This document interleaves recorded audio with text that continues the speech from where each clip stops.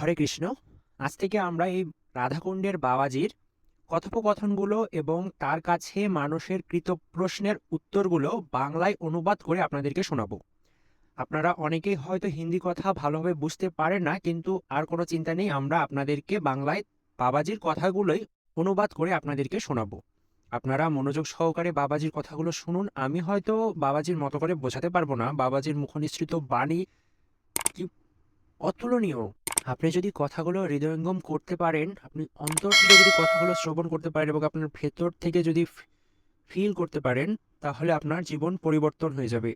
লাখো মানুষ তাদের নিজের লক্ষ্য খুঁজে পেয়েছে, ভগবানের নিকট পৌঁছে গিয়েছে। আসুন আমরা বাবাজির মুখনিসৃত কথাগুলো শ্রবণ করি। महाराज जी राधे राधे। महाराज जी आपके प्रवचन सुनते हुए मुझे 1 साल हो गया है और सच मानिए मेरी जिंदगी ही बदल गई महाराज जी। बस एक ही प्रश्न मेरे दिल में रहता है महाराज जी, मैं आज अगर अच्छे परिवार में हूँ तो माँ भवानी की कृपा से हूँ। महाराज जी मेरी माता जी राम नाम लेती हैं और मैं जब से आपको फॉलो कर रही हूँ तब से राधा राधा करती हूँ, पर दिल नहीं मानता माँ भवानी के नाम को छोड़ने का। महाराज जी मेरा रास्ता आगे का दिखाइए, मैं कैसे करूँ दोनों तीनों मार्गों पे। প্রথমে যিনি প্রশ্ন করছেন তিনি বলছেন তিনি মা ভবানীর ভক্ত ছিলেন। মা ভবানীর ভক্ত থাকাকালীন মা তাকে অনেক কিছু দিয়েছে, মা তার অনেক ভালো কিছু করেছে, কিন্তু সেই জনের মাতাজি রাম নাম জপ করেন। মাতা অম্বার নাম, মাতা ভবানীর নাম কিন্তু জপ করেন না, রাম নাম জপ করেন। এবং প্রায় 1 বছর যাবৎ এই মহারাজজির ভাগবত পাঠ শ্রবণ করার ফলে এখন তিনি রাধা নাম জপ করছেন। কিন্তু মাতা ভবানীর প্রতি তার শ্রদ্ধা কিছুটা ভয়ভীত হচ্ছে যে মাতা অম্বার প্রতি কি অবিচার করা হচ্ছে, তার নাম জপ করতে পারছে না। 2-3টা পথে চলছে, এটা কিভাবে উচিত, কোন পথে চলবেন, কার নাম স্মরণ করবেন? এবার আসুন বাবাজি তার প্রশ্নের উত্তরে কি বলছেন। से आप 2-3 मार्ग क्यों समझ रहे हैं? भगवती अम्बा जो है ना, हमारी श्री जी के अंश से हैं। जितनी भी दिव्य शक्तियां हैं, सब लाडली जी के एक अंश से प्रकाशित हैं। प्रेमणासन मधुरोज्ज्वल से हृदय श्रृंगार लीला कला वैचित्री परमावधिर भगवता। जितनी भी भागवतिक शक्ति है सब लाडली जी के अंश से हैं। सबकी अंशी लाडली जी हैं। तो जगदम्बा कृपा किए तो राधा राधा नाम में प्रीति, राधा राधा नाम जपने का मन हो रहा है। राधा नाम तो ऐसा है कि भगवान श्री हरि भी जपते हैं, हरि रसना राधा राधा रट। तो मुझे लगता है जब हम किसी देवी शक्ति की आराधना करते हैं तो हमको उसका फल मिलता है। तो हमें तो लगता है कि आपको फल मिल रहा है, जो सत्संग सुनने को मिल रहा है, जो आप राधा नाम में प्रीति कर रहे हैं, इसमें ये संशय नहीं करना चाहिए कि मैं अम्बा जी को छोड़ रही हूँ क्या, या राम जी को छोड़, ऐसा नहीं। जैसे अपने भी पूर्व में भगवान शिव और माता जी के उपासक थे, उन्होंने कृपा करके इधर भेजा और हमारे हृदय में वृंदावन की प्रति आसक्ति, प्रिया प्रीतम की भक्ति, तो ये हम उनकी सेवा का कृपा प्रसाद कि वो जगत गुरु भगवान शंकर हमको इस मार्ग में लगाया। तो अगर हम सद्भावना से सोचें तो तत्व तो एक ही है, 10-20 तत्व तो है नहीं, भगवान तो एक ही है। वो प्रेरित करके अब इस नाम रूप में लगा रहा है, तो मुझे संशय नहीं होना चाहिए। अगर दुविधा और संशय बना रहेगा तो अशांति हो जाएगी हृदय में। तो दुविधा संशय ये बड़े बड़ों को गिरा देता है। संशय नहीं करना। जैसे भगवान शिव ने जब भगवान राम जी को देखा कि हे खग हे मृग हे मधुकर श्रेणी, तुम देखी सीता मृग नैनी, ऐसा पूछ रहे, पर भगवान शिव ने प्रणाम किया, जय सच्चिदानंद परम धाम की जय हो। तो अंबाजी को लगा कि अगर ये सच्चिदानंद है तो वृक्षों से क्यों पूछ रहे हैं, खगमृग से क्यों पूछ रहे हैं कि मेरी सियाजू को देखा है क्या? वो तो जैसे सर्वज्ञ भगवान शिव हैं, ऐसे सच्चिदानंद राम जी हैं, पूछ क्यों रहे हैं? वो अगर सर्वज्ञ नहीं है तो भगवान शिव ने प्रणाम क्यों किया? अस संशय मन भयउ अपारा, बार बार उस सोच पर वो संशय, उसका परिणाम ये हुआ कि भगवान शिव ने समझाया, एक तो प्राणपति हैं और जगत गुरु हैं, फिर भी संशय निवृत्त नहीं हुआ तो कहा जाओ परीक्षा ले लो, जाके तुम्हारा संशय रखना ठीक नहीं, परीक्षा ले लो। तो भगवती जी ने सोचा कि सीता जी की खोज कर, अगर मैं सीता जी का रूप रख लूं तो एकदम कहेंगे हाँ सीते मिल गई, और अगर प्रभु हैं तो जान जाएंगे। तो सीता रूप रख के ऐसे जीव झाड़ियों से प्रकट हुई, तो भगवान राम ने कहा, चक्रवर्ती सम्राट महाराज दशरथ के पुत्र राम, हे अम्बा तुम्हें प्रणाम कर। वो तो कांप गई एक दृष्टि में सीधे। ये नहीं कहा कि सीता मिल गई, उन्होंने कहा हे अम्बा, और भगवान शिव को छोड़कर आप अकेली इस रूप में वो कांप गई। अब जब लौट के गई तो भगवान शिव ने कहा परीक्षा लिया, तो डर गई। अब संशय से झूठ प्रकट हो गया, उन्होंने झूठ कह दिया, कछु न परीक्षा लीन गोसाई, मैंने कोई परीक्षा नहीं ली। भगवान ने कहा ऐसा कैसे हो सकता है, मैंने समझाया तुम्हें समझ में नहीं आई, और परीक्षा के लिए तुम गई और कोई परीक्षा ली नहीं। तब देखो शंकर धरि ध्याना, सती जो चरित कीन सब जाना, तो शिव संकल्प कीन मन माही, यही तन भेंट सती। अब देखो अंततो गत्वा भगवती सती जी को अपने पिता की यज्ञ में जाकर शरीर को स्वाहा करना पड़ा। तो हमें लगता है कि हमें अपने गुरु मार्ग पर, अपने परमार्थ पर ज्यादा संशय टिकाना नहीं चाहिए। संशय हो सकता है, हमको उसको तुरंत निराकरण करना चाहिए। अगर संशय बना रहा तो उसका मतलब है फिर आगे चलकर हमें गिरना पड़ेगा। संशयात्मा विनश्यति, फिर वो हमारा कुछ ना कुछ गड़बड़ करेगा।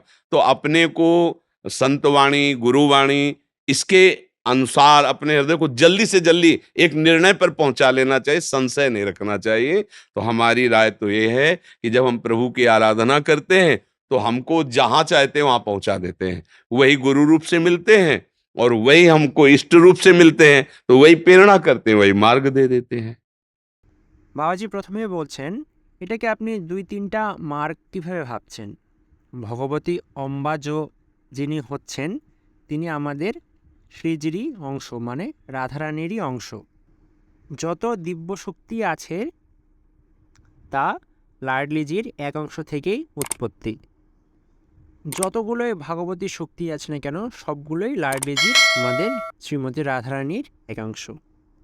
জগদম্বার কৃপা হয়েছে বিধায় রাধারাম জপার কৃপা হয়েছে, নাম জপার আগ্রহ হচ্ছে। রাধা নামটা এমন যা শ্রীহরিও জপ করেন। বাবাজি বলছেন তার মনে হয় যতগুলো দেবী শক্তি আছে তাদের আরাধনা করার ফলে ফল পাওয়া যায়।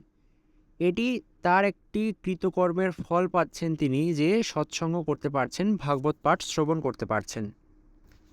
এই জন্য কোনোভাবে ভাবা উচিত নয় যে মাতা অম্বার প্রতি বা মাতা ভবানীকে আমি ছেড়ে দিচ্ছি নাকি, তার সঙ্গে আমার সম্পর্ক খারাপ হচ্ছে নাকি, এটা কোনোভাবেই না। মহারাজি বলছেন যে এটা তাদের কৃপা। মহারাজি নিজেও আগে মহাদেবের ভক্ত ছিলেন, মাতাজির ভক্ত ছিলেন, তাদের কৃপা হয়েছে সেজন্য বৃন্দাবনে আসছেন, এখন লাডলিজির আরাধনা করছেন, এটা কৃপাস্বরূপ। সেজন্য তত্ত্ব কিন্তু একটাই, 10-20টা আলাদা আলাদা তত্ত্ব না, ভগবান একজন। সেই হিসাবে তত্ত্ব একজনই, ভগবান একজন, আলাদা আলাদা কৃপার ফলে ভগবত মার্গে আসা যায়।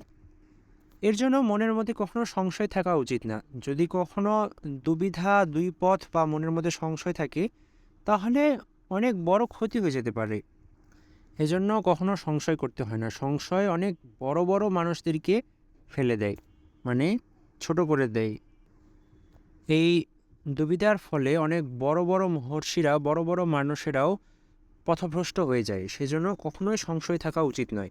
এ নিয়ে একটা উদাহরণ দেখিয়েছেন মহাদেব। মহাদেব একবার শ্রীরামকে দেখে প্রণাম করলেন, বললেন হে সচ্চিদানন্দ আমার প্রণাম গ্রহণ করুন। তখন মাতা পার্বতী ভাবলেন ইনি যদি সচ্চিদানন্দই হবেন তাহলে বৃক্ষদেরকে দেখে, লতা পাতাকে দেখে কেন জিজ্ঞাসা করছেন যে তোমরা কি আমার সীতাকে দেখেছ? সে তো যেমন মহাদেব সব কিছুই জানেন, তো সচ্চিদানন্দ ভগবান তিনিও তো সব কিছুই জানবেন, অন্যদেরকে কেন জিজ্ঞাসা করছেন? তাহলে তিনি যদি সর্বজ্ঞ নাই হবেন তাহলে ভগবান শিব ওনাকে প্রণাম কেন করলেন? এটা তার মনে অনেক সংশয় তৈরি করল। এর কারণে মহাদেব অনেকবার বোঝালেন। একে তো তিনি জগৎগুরু হলেন, তারপরে তিনি তার পতিও হন, অনেক বোঝালেন, তারপরও তিনি বুঝছেন না। এতে করে তিনি বললেন যে যাও পরীক্ষা নিয়ে নাও, মনে কোনো সংশয় রাখা উচিত না, যাও পরীক্ষা নিয়ে নাও। তো মাতাজি ঠিক করলো যে উনি যেহেতু সীতামাকে খুঁজছেন, সীতাকে খুঁজছেন, তাহলে আমি সীতার রূপ নিয়ে নেই। তিনি আমাকে সীতা ভেবে বলে দেবেন যে সীতাকে পেয়ে গেছি। আর যদি সত্যি ভগবান হন তাহলে তো জেনে যাবেন যে আমি সীতা হই না। ঠিক সেভাবেই মাতা সীতার মতো রূপ ধারণ করে বনবৃক্ষ ঝোপঝাড়ের কাছ দিয়ে যখন বের হলেন, তখন শ্রীরাম তাকে বললেন যে চক্রবর্তী সম্রাট মহারাজ দশরথের পুত্র শ্রীরামের প্রণাম গ্রহণ করুন, হে অম্বা মাতা। মাতা তো তখন পুরো কেঁপে উঠেছেন, এক দৃষ্টিতেই মাতাকে চিনে ফেলেছেন। আর এও বললেন যে ভগবান শিবকে ছাড়া আপনি একা এই রূপে এই স্থানে। এরপর মাতা সেখান থেকে চলে যান। তখন ভগবান শিব জিজ্ঞাসা করেন, পরীক্ষা নিয়েছিলে? তখন তিনি ভয় পেয়ে গেলেন আর সেই সংশয় থেকে মিথ্যে কথা বললেন, বললেন না না কিছুই পরীক্ষা নেইনি। তখন ভগবান শিব ভাবলেন, না, আমি এত করে বোঝালাম তুমি বুঝলে না, পরীক্ষা নিতে চলে গেলে কিন্তু পরীক্ষা নিলে না, এ কী করে সম্ভব? তখন ভগবান শিব অন্তর্ধ্যান হলেন, ধ্যানের মধ্যে সব কিছু জানতে পারলেন বিষয়বস্তু। এই জন্য সেই দুবিধার মধ্যে থাকার ফলে মাতা সতীকে তার পিতার যজ্ঞতে নিজের দেহকে সঁপে দিতে হয়েছিল। সেই কারণে কখনো দুবিধার মধ্যে থাকতে হয় না, এতে যে কোনো কর্ম নষ্ট হয়ে যায়। মনকে একদিকে করে যে কোনো কর্মে একনিষ্ঠ হয়ে কাজ করা উচিত, দুবিধার মধ্যে থাকা উচিত নয়, এতে কর্ম বিনষ্ট হয়ে যাবে। এর জন্য আমাদের সন্তদের বাণী, গুরুবাণী, গুরু কৃপা, এর ফলে আমাদের মনে যদি কোনো দুর্বিষা প্রকট হয় বা দেখা যাচ্ছে দ্বন্দ্ব তৈরি হয়, মনে কোনো ভাব থাকে, দুর্বিষা থাকে, তো সেটা খুব তাড়াতাড়ি সমাধান করে নেওয়া উচিত গুরু কৃপার ফলে বা সন্তদের উপদেশ অনুযায়ী, বাণী অনুযায়ী খুব তাড়াতাড়ি ঠিক করে নেওয়া উচিত। যত দেরি আমরা করব, দেখা যাচ্ছে কিছু সময় পরে আমাদের সর্বনাশ হয়ে যেতে পারে, আমাদের বিনষ্ট হয়ে যেতে পারে, অনিষ্ট হয়ে যেতে পারে। मुरारी लाल जी महाराष्ट्र से। गुरुदेव आपके चरणों में कोटि कोटि प्रणाम। गुरुदेव, भक्तनामावली में एक लाइन आता है, तानसेन अकबर करमेती मीरा करमा भाई। महाराज जी, तो अकबर जी को यहाँ भक्त बताया गया। महाराज जी मुझे समझ আরেকজন জিজ্ঞাসা করছেন যে ভক্তনামাবলীতে একটা লাইন আছে যেখানে আকবরকে ভক্ত বলা হচ্ছে। তো এই বিষয়টা তিনি আসলে বুঝতে পারছেন না, আকবর কি করে ভক্ত হলেন। नहीं आता बात इसका यह क्या है तात्पर्य है। कि कोई कैसे भी आचरण वाला हो, यदि वो महापुरुषों के चरणों का आश्रय ले लेता है, तो भगवान ने कहा अपिचेसु दुराचारो भजते माम अनन्य भाग साधुरेव समन्तव्या सम्यक व्यवसिता। ऐसा पहले दुराचारी रहा, पर अब उसने निश्चय कर लिया कि भगवान के सिवा अब हमारा कोई नहीं जो उद्धार कर सके, तो भगवान कहते हैं मैं उसे साधु बना देता हूं। तो श्री स्वामी हरदास जी महाराज ललिता सखी के अवतार है। अकबर उनके दर्शन किए आकर के। अकबर बड़े बड़े संतों से मिला, संतों का आदर करता था। एक राजपद पर होते हुए उसने कुछ ऐसी जो रजोगुणी क्रियाएं होती, पर उसके अंदर एक गुण था। संतों का स्वभाव हंस जैसा होता है। जैसे पानी और दूध मिला के रख दो तो हंस पानी छोड़ दे, वो केवल हंस ही कर सकता है, दूसरा नहीं। दूध में पानी मिला दो तो हंस का कार्य है कि वो दूध पी लेगा और पानी छोड़ देगा। तो हमारे जो संत महापुरुष जिन्होंने नामावली लिखी, तो उन्होंने देखा उसमें एक महान सद्गुण, हमारे भारतीय संतों का आदर करना। तुलसीदास जी, सूरदास जी, स्वामी हरिदास जी, बड़े बड़े संतों के पास जाना या उनको बुलाना और उनको भागवती का आदर करना, इसलिए उसका भी नाम भक्त नामावली में, क्योंकि भगवत रसिक जी के परम आचार्य श्री स्वामी हरिदास जी हैं। वो स्वामी जी के दर्शन करने आया, संतों के पास बैठता था, बड़े बड़े संतों की सभाएं अपने दरबार में लगाता था। इसलिए उसको एक सद्गुण, संतों के चरणों के प्रति नमन होना, साधु समागम करना। तो साधु जैसे लोहिया गड़ासा है और वो पशुओं को काटता है, उसमें कोई सद्गुण नहीं, कोई पूज्य नहीं, पर पारस से छू जाए तो सोना बन जाएगा। वो पारस ये नहीं देखेगी कि इससे सत्कर्म किया हुआ लोहा है या असत्कर्म किया हुआ लोहा है, उसका गुण है छूते ही उसे सोना बना देना। ऐसे साधु समागम, जो संत समागम है, उसका फल है भगवान की प्राप्ति करा देना। बड़े भाग पाइब सत्संगा बिना प्रयास होई भवभंगा। तो एक कसाई के घर का गड़ासा रहा है या पंडित जी के घर की वो हवन स्थली रही है, पारस नहीं देखती, दोनों को छूते। सूरदास जी ने लिखा है, पारस गुण अवगुण नहीं चितवत, कंचन करत खरो, प्रभु जी मेरे अवगुण चित न धरो। कोई कितना भी अवगुणी हो, यदि वो संतों का आदर करने लगा और संत समागम करने लगा तो निश्चित भगवान उसको प्राप्त होते हैं, भगवान की प्रसन्नता प्राप्त होती। बहुत से ऐसे महापुरुषों के नाम आते हैं जो पहले सही आचरणों में नहीं थे, बाद में साधु समागम से वो महात्मा बन गए, वो संत बन गए, तो उसी पद्धति में उसका नाम लिया जाता है। তো মহারাজজি উত্তরে বলছেন যে যদি কেউ কোনো আগে যা কর্মই করুক, যদি কখনো সন্তদের বা গুরুদের চরণ আশ্রয় নিয়ে নেয়, তাহলে প্রথমে সে দুরাচারী ছিল, কিন্তু পরে যখন বুঝতে পারলো যে ভগবান ছাড়া আর কেউ নেই, তো ভগবান বলেন যে আমি তাকে সাধু বানিয়ে দিই। তো একটি কথা আছে হরিদাস ঠাকুরের। তো স্বামী হরিদাস ঠাকুর হচ্ছেন ললিতা সখীর অবতার। আকবর ওনার দর্শন করে এসেছেন। আকবর অনেক বড় বড় সন্তদের সাথে দেখা করলো, অনেক সন্তদের আদর করত। সন্তরা তার মধ্যে অনেক গুণ লক্ষ্য করতে পারেন। মানে সন্তদেরকে বলা হয় হংসের মতো তাদের গুণ। যেরকম জলের মধ্যে যদি কেউ দুধ মিশ্রণ করে দেয়, তাহলে একমাত্র হংসই পারে সেই দুধ পান করে নিয়ে জলকে ছেড়ে দিতে। সেরকম সন্তরাও আকবরের মধ্যে এক অনেক ভালো গুণ দেখতে পায়, যা ছিল সন্তদের আদর করা, সন্তদের প্রতি সম্মান রাখা, শ্রদ্ধা করা। স্বামী সুরদাসজি, হরিদাসজি অনেক বড় বড় সন্তদের কাছে সে যেত এবং তাদের থেকে ভাগবত শ্রবণ করত, ভাগবতের আদর করত। তার একটি মাত্রই এই সদ্গুণ ছিল, সন্তদের আদর করা। তার সভায় বড় বড় সন্তদের ডাকা হতো এবং ভাগবত পাঠ হতো। তার এই একটা সদ্গুণের জন্য তার নাম ভক্ত নামাবলিতে আসে। দৃষ্টান্ত দিলেন, যেমন কোনো কষাই কোনো দাও দিয়ে যদি মাংস কেটে থাকে, সেটা তো মাংস কাটা দাও থাকে, কিন্তু যদি সেই কষায়ের দাওটা যদি কোনো পারসমণির সাথে ছোঁয়া পায়, তৎক্ষণাৎ সেটা সোনায় পরিবর্তন হয়ে যাবে। সে কিন্তু দেখবে না যেটা ভালো কর্মের দা নাকি মাংস কাটার দা, তৎক্ষণাৎ সোনায় পরিবর্তন হয়। সেই রকমই সাধু সমাগম, সন্তদের সমাগম এমনই যে সন্তদের সঙ্গে সমাবেশের ফল আছে যা ভগবানের কাছে পৌঁছে দেয়।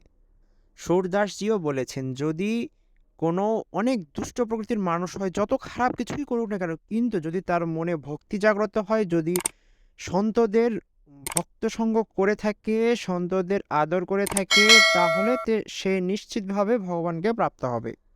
অনেক বড় বড় মহাত্মা আছে যারা আগে তাদের কর্ম ঠিক ছিল না, অনেক খারাপ কর্ম করেছে, অনেক বাজে কর্ম করেছে, কিন্তু সাধুসঙ্গ সন্তদের সঙ্গ করার ফলে পরে তারা মহাত্মা হয়ে যায়। আজকের ভজন এতটুকুই। আমাকে কৃপা করবেন যাতে আমি আপনাদের মাঝে এভাবে হরিনাম, গুরুদের কথা, সন্তদের বাণী ছড়িয়ে দিতে পারি, আপনাদেরকে জানাতে পারি। রাধে রাধে।